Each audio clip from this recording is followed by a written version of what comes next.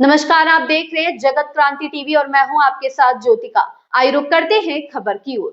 CJI ने कहा कि जनता का विश्वास किसी संस्था को स्वतः नहीं मिलता, बल्कि पारदर्शिता, निरंतरता और अपनी गलतियों को सुधारने की क्षमता से अर्जित किया जाता है।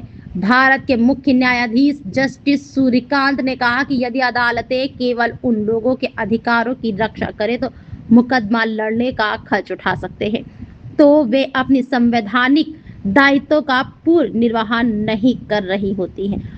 उन्होंने कहा कि न्यायपालिका को केवल अधिकारों का संरक्षण ही नहीं होना चाहिए, बल्कि आम लोगों के लिए इतनी सुलभ भी होनी चाहिए कि यह संरक्षण वास्तव के प्रभावी बन सके।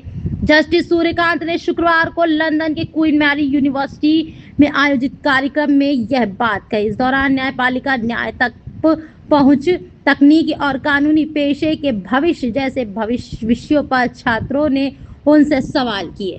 लोकतांत्रिक व्यवस्था में न्यायपालिका की भूमिका पर बोलते हुए उन्होंने कहा कि जनता का विश्वास किसी संस्था को स्वतः नहीं मिलता, बल्कि पारदर्शिता, निरंतरता और अपनी गलतियों को सुधारने की क्षमता से अर्जित किया जाता है। न्यायपालिका की ताकत इस बात में नहीं है कि वह खुद को कभी गलत न माने, बल्कि संस्थाएं तब मजबूत होती जब वे सीखने और सुधार के लिए तैयार रहती हैं। मुख्य न्यायाधीश ने कहा कि संवैधानिक लोकतंत्र में न्यायपालिका जवाबदेही की अंतिम कड़ी होती है, लेकिन उसे भी संविधान और जनता के प्रति जवाबदेह रहना चाहिए।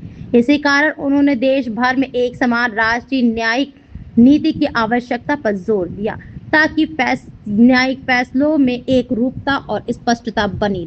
न्यायपालिका की सबसे बड़ी जिम्मेदारी के सवाल पर जस्टिस सूर्यकांत ने कहा कि अदालतों का प्रमुख कर्तव्य संविधान में दिए गए अधिकारों को व्यवहार में लागू करना। उन्होंने कहा कि न्यायपालिका की जिम्मेदारी खासकर समाज के कमजोर और आवाजहीन लोगों के अधिकारों की रक्षा करना है। इस खबर में बस इतना ही। बने रहिए जगत क्रांति टीवी के साथ।